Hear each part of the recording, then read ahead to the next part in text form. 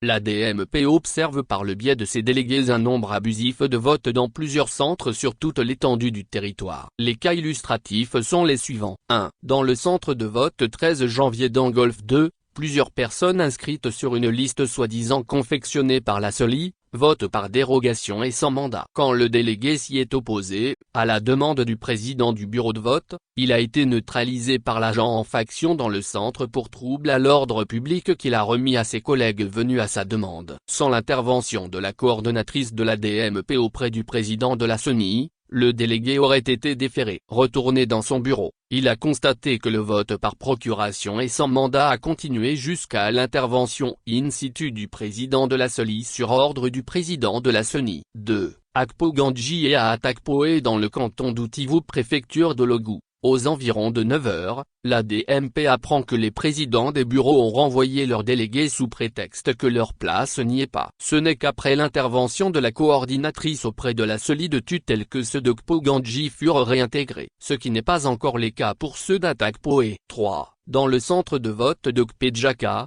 c'est le chef du village en personne qui amène des individus pour voter par dérogation et sans mandat. Comme réponse à la protestation des délégués, il dit qu'ils vont le sentir s'ils persistent à refuser que ces protégés votent illégalement. Dans le canton d'Okpleplémé, M. Agossou Bognon, enseignant de profession et conseiller municipal dans la commune Moyen Mono 2, a voté plusieurs fois dans 3 centres de vote, notamment ceux de Ménion-Tsioué, de l'école centrale de Kpeklepémé et l'Assemblée de Dieu. L'ADMP exhorte les autorités à prendre en toute urgence leurs responsabilités pour faire cesser ces pratiques de nature à fausser les résultats. Que viennent les tyrans, ton cœur soupire vers la liberté.